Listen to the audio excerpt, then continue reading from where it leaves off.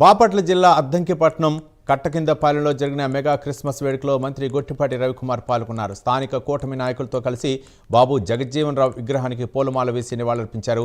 Mega Christmas సందర్భంగా ఏర్పాటు చేసిన కేక్ని కట్ చేశారు. క్రైస్తవ మహిళలకు శారీలను బహుమానంగా అందజేశారు. అద్దంకి నియోజకవర్గ ప్రజలందరికీ క్రిస్మస్ శుభాకాంక్షలు చెప్పారు గొట్టిపాటి రవికుమార్. కులమతాలకు అతీతంగా కూటమి సర్కారు పాలన సాగిస్తోందన్నారు. బాగా చేశారు. అందరూ కూడా క్రిస్మస్ సందర్భంగా మా అద్దంకి నియోజకవర్గ ప్రజలు కానీ క్రైస్తవ సోదరులందరూ కూడా సుఖశాంతులతో ఉండాలని చెప్పి కోరుకుంటున్నాం.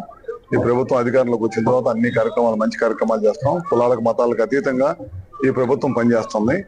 అదే కూడా ఈ విధంగా అద్దంకిలో కూడా ఎక్కడ కూడా గొడవలు లేకుండా మంచి ప్రశాంతమైన వాతావరణం అభివృద్ధి ధ్యేయంగా ఈ ప్రభుత్వం పనిచేస్తుంది. ఒక అద్దంకిలో కాకుండా రాష్ట్రం మొత్తం కూడా ఇదే విధంగా పనిచేసుకుంటూ క్రైస్తవ సోదరులకి మంచి పండుగ కాబట్టి ప్రపంచం మొత్తం కూడా క్రైస్తవ సోదరులందరూ కూడా ఈ పండుగని ఘనంగా చేసుకుంటారు. కాబట్టి మా క్రిస్మస్ పండుగని మా కాన్స్టిట్యూన్స్ ఉన్న క్రైస్తవ సోదరులు వాళ్ళతో పాటు ఈ పండుగలో పాల్గొని సోదర భావంతో వాళ్ళందరితో ఈ కార్యక్రమంలో పాల్గొని క్రిస్మస్ శుభాకాంక్షలను తెలియజేసుకోవడం జరిగింది.